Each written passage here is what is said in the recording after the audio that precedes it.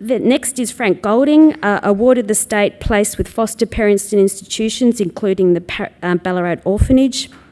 After a career in education, he researches on welfare issues, including childhood records. He's the author of 12 books, including his memoir, An Orphan's Escape, Memories of a Lost Childhood, and has completed a manuscript about a family spanning 5 generations in institutional care. And I think we've also touched on the issues of intergenerational issues when it comes to records as well too. Thank you, Joanna. Justice Coate and I have something in common. We're both teachers at Collingwood High School. I feel quite inferior in terms of my career advancement compared to hers. She provided a very insightful assessment of the state of play with the Royal Commission and record-keeping practices, particularly historic records. And the consultation paper frames the discussion through the twin concepts of records as core business and records as in the best interests of the child. And I think they are really very critically important concepts. The real challenge, of course, is making them work in practice. However, the Royal Commission's terms of reference have created some problems, and Justice Coate referred to them in one of the answer to one of the questions. The vast array of social institutions it encompasses vary enormously in scope, what they do for children, the way they operate, and so on. And it seems to me very difficult to offer advice about records that would cover all of those.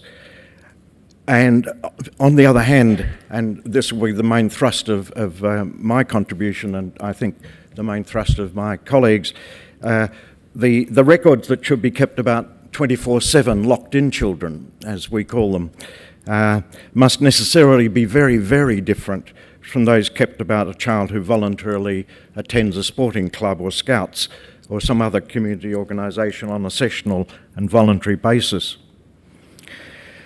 And by contrast to that very broad remit of all of those institution types, the Commission's limited to a narrow focus on child sexual abuse. And we're very concerned as care leavers that accurate records should be kept about all the critical incidents in a child's life, not just incidents about critical abuse or the circumstances that might lead to critical abuse. And when we think about records, we envy the records of the childhood that others take for granted. Birth certificates, photographs, artworks, school reports, medical histories, and other childhood mementos. We have none of those. Survivors of 24/7 locked-in institutions reach back into a strange past where birthdays, anniversaries, christening, and other family occasions were never celebrated. We reach back to a past where there was no family stories handed down by parents or other relatives, a past where we were disconnected from family. In reaching back to this past, we apply for our file, as they're called, expecting to find detailed, accurate records about our time in care and the answers to questions about our childhood.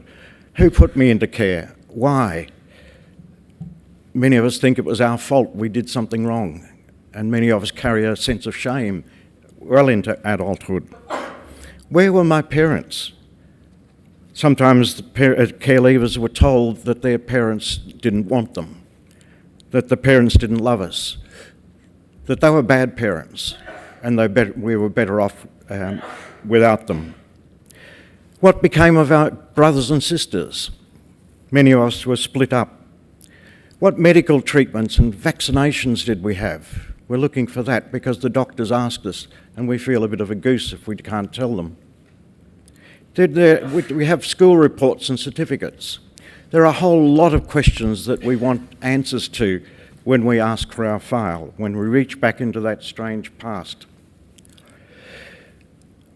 In short, the archive records are a repository of hope that will find the answers to all those questions and others that nagged away of us all the years of our adulthood. Many of us are profoundly disappointed, even shocked sometimes re-traumatised, because if the records haven't been lost or destroyed, and so many have large gaps in the information, meaning it's not possible to actually create a coherent story. Many contain inaccuracies or misleading statements. Our official records are almost exclusively negative. Far from finding milestones and achievements in our childhood, as we grew older, we discover the contents almost always about us as problems. They're often insulting remarks, demeaning remarks, or downright hostility in the way the reports are written about us or our parents. So in the vast majority of cases, the official records don't supply a coherent narrative that meets the need to know the truth and to be able to tell others, like our children, the truth of our childhood. And one of the problems is that we care leavers were never given the opportunity to contribute to our personal record. So what passes as an account of our childhood is one-dimensional. It's always from the caregiver, care always into commas, the caregiver's perspective. And the writers of those records never imagined that one day we would reach back to what they'd written and read what they'd written. I wonder if they would change things if they knew that one day we would make judgments about them in terms of how they saw us and wrote about us. So in effect, they wrote secret documents. They were not accountable to anyone, let alone the people they were supposed to be caring for. The Royal Commission's paper, consultation paper, doesn't give sufficient weight, I think, to fundamental issues relating to rights in personal records. The United Nations Convention on the Rights of the Child declares the right of the child to an identity, the right to maintain contact with parents, and so many of us were told our parents would not be able to see us again, and that was the last we would see of our parents.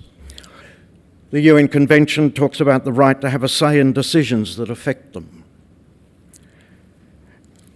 And some of you may know the national standards for out-of-home care, which were agreed upon across the nation with the child protection community in 2011. Standard 10 states, children and young people in care are supported to have their life history recorded as they grow up, to help them recall the people and events that have shaped their lives. CLAN, the organisation, the peak body that I belong to, has written its own Charter of Rights to Childhood Records. And high on the agenda is the retrospective application to care leavers of the right of the child to contribute to the making of the record and the right of the child to share ownership of the record. We agree with David Denborough, who says, everyone has the right to define their experiences and problems in their own words and terms. CLAN is encouraging a process of creating a counter-narrative of childhood that is richer and more satisfying for care leavers, and to offer a more balanced history to other Australians. Children in out-of-home care today can and should have the right to make a contribution to their record as it develops. This can be done in a range of creative ways other than by written documents. And I finish with just one small anecdote to make the point that paper documents sent to the archives are not the only truth. It concerns the former Ballarat Orphanage, my childhood home for 11 years. This struggle will interest Bonnie in the work she's doing to preserve the historic Parramatta site. In 2011, former residents of the orphanage began a long campaign to constrain a demolition plan by the new owner of the heritage site. It was sold off to private enterprise. Facing the Victorian Heritage Council and later the Ballarat City Council, the VCAT, Victorian Civil and Administrative Tribunal, the developer commissioned a history. This old brick wall, built in around about 1880, was under scrutiny. The hired historian ducked into the paper archives and reconstructed this description of the wall. The pier-braced brick boundary wall runs for approximately 100 metres, and most of this is in a weathered variant of Yorkshire bond, with three stretches separating each header. The wall was evidently punctuated by a gateway, as there is a clearly filled-in part with much later brick and a dip in cornice height of about 30 centimetres. This section is about 10 metres wide in stretcher bond. I think of all those children whose lives were governed by that wall, and those who used it as their means of escape. I was one who regularly sat on that wall facing the spot where the tram terminated at the orphanage, hoping and yearning to see one of our parents alight. The weeks turned into years, and before one day our father did step off a tram, and after he'd gone, the superintendent told me that he wouldn't be allowed to visit us anymore if he upset me again. My brothers and I were reunited on that wall 40 years later. In our mind, our personal archives, we'd never think of it as a weathered variant of Yorkshire bond.